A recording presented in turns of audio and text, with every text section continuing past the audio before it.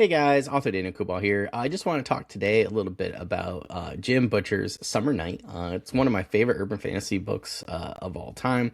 I think it's got one of the best plots I've ever seen from an urban fantasy book. It's really just one of my favorite books of all time, anyways. So let's get into it. So, in terms of the blurb, it's also by far one of my favorite covers too. So of the urban fantasy genre. So this is book 4 of the Dresden Files. Please check out my overall series review as well as the other 3 I've already done. I've interviewed so many people this week. I'm actually blanking on the names of all of them. But you got Stormfront. I did the review for Full Moon and Grave Peril. So now we're on book 4, Summer Night. So the blurb is: ever since his girlfriend left town to deal with her newly acquired taste for blood, Harry Dresden has been down and out in Chicago. He can't pay his rent. He's alienating his friends. He can't even recall the last time he took a shower. The only professional wizard in the phone book has become a desperate man. And when it seems things can't get any worse, in saunters the Winter Queen of Fairy. She has an offer Harry can't refuse if he wants to free himself of the supernatural hold his fairy godmother has over him, and hopefully end his run of bad luck. All he has to do is find out who murdered the Summer Queen's right-hand man, the Summer Night, and clear the Winter Queen's name. It seems simple enough, but Harry knows better than to get caught up in the middle of fairy politics, until he finds out that the fate of the entire world rests on his solving this case. No pressure or anything.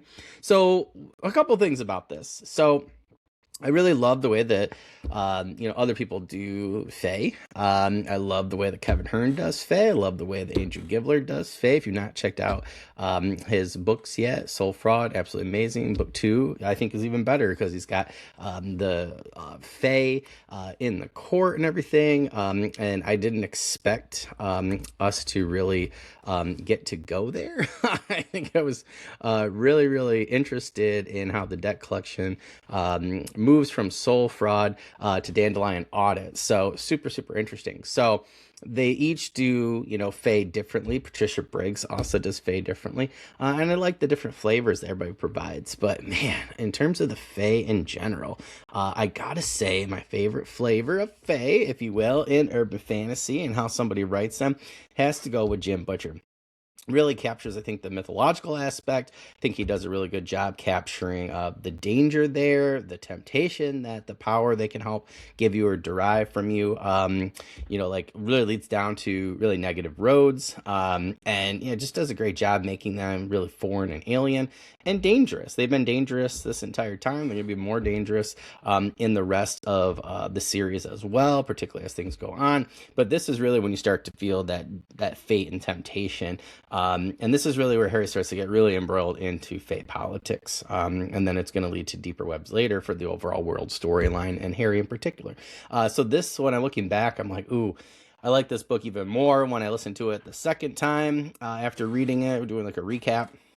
And yeah, it's one of my favorites, in particular because of the secondary characters. So I really like how Karen, I'm going to keep saying this, Karen Murphy, Detective Karen Murphy, has his back. She's the head of Chicago, Police Department's Special Investigations Unit.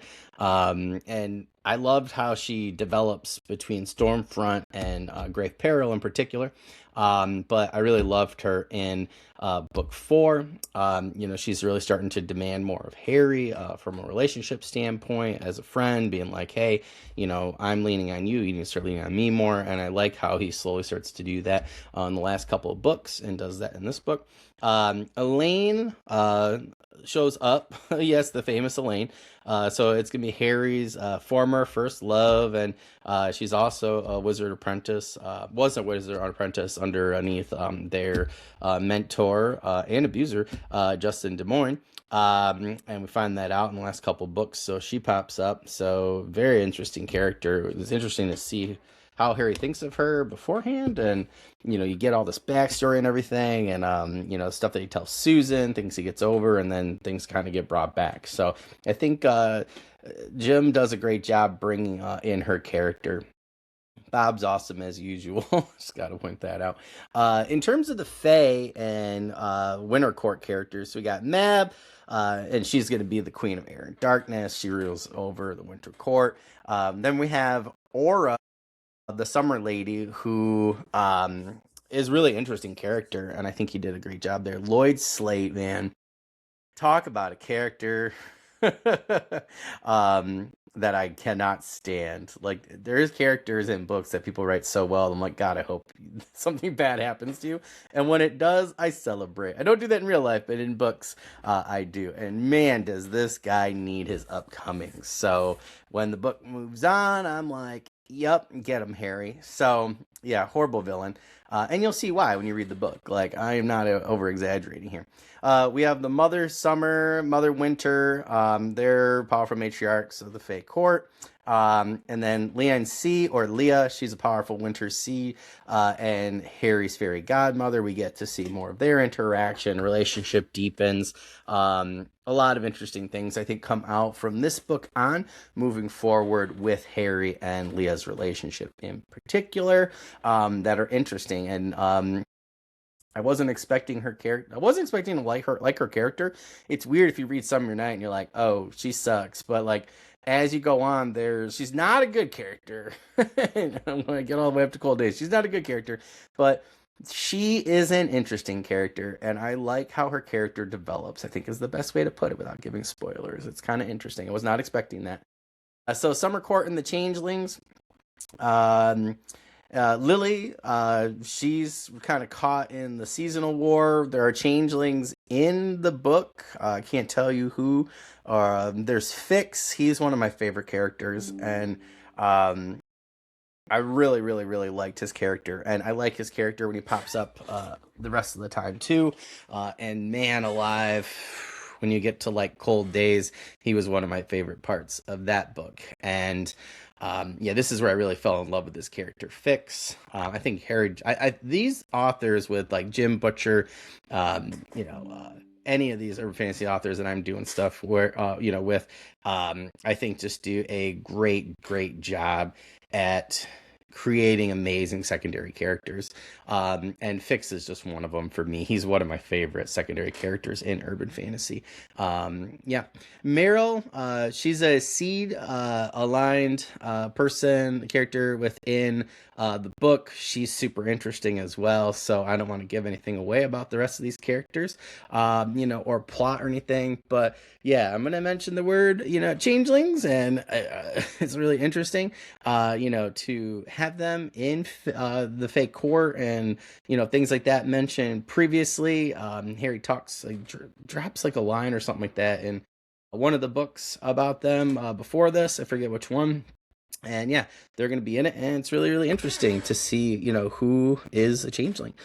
So I want you guys, to really check this book out. Man, the ending, whew, like, it is really, really good. Dresden is like the Jim Butcher in the Dresden Files is like Brandon Sanderson. We're like, you think it's going to happen, and then just there's a little tweak, and there's like hints along the way, and even when you're looking for them, it's hard to see. So I think he does a really good job of, not giving you the mundane, and really, trying to focus you on, what he wants you to in terms of a good story. And then there's always some sort of surprise in there, and this story is no different. And this is really when Harry starts to inch from just being like a mid-level sorcerer, wizard, like detective or PI, and private investigator, and then really starts to slowly lift up, going into a broader world, and learning new skills, meeting new people, and really expanding his power base, not just like magically, but in terms of his reputation. And he already has a pretty fearsome reputation throughout the first few books, but this is really when the story, I think, overall, the arc starts to take off and gets way more interesting. So that's probably why I loved book 4 so much. And it's just a damn good book if you just read book 4 by itself. Like, it was really, really good. So make sure you guys check out book 4. Make sure you check out my overall series video. Make sure you check out the other videos on the books. I'll be doing the rest of them here the next couple of days and kind of spacing them out. But yeah, if you've read Jim Butcher, or you've read, Summer Night, or some of the later books, please let me know what you thought down in the comments section. I'd love to hear what you have to say. If you're interested in my own stories, our Arcane Awakenings, Kickstarter, our anthologies, urban fantasy, it's going to now, we just bumped it back 2 days to come out on a Tuesday. Tuesdays are supposed to be better on Kickstarter, so that's going to be September 15th, 2026, and that's a Tuesday. And yeah, we just dropped our cover. Looks amazing. Thank you, Miblar. And 100% human, crafted designers and artists there.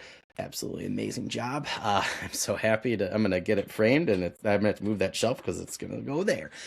So I'm really excited about that. And we have our Rings of Adventure anthology. I have an urban fantasy story in there, 5,000 words, and you guys can find that on September 1st. So please check that out. My story in our 10,000 word Arcane Awakenings anthology is called No Rest for the Wicked. Involves my monster hunter, and then my 5,000 word story in Rings of Adventure involves my spellbinder character, very similar to Harry in some ways, and very different as well. And yeah, he's like my mage character. And yeah, really excited. That one's called The Trouble with Spellbound Rings. And thank you guys so much for checking this out. Please check out www.authordanielcoolbaugh.com for all updates. You can also find me on Facebook. My author profile page there is Author Daniel Coolbaugh. I update that every day. So make sure you check those both out. Really appreciate you guys coming on today, and I look forward to hearing your guys' thoughts.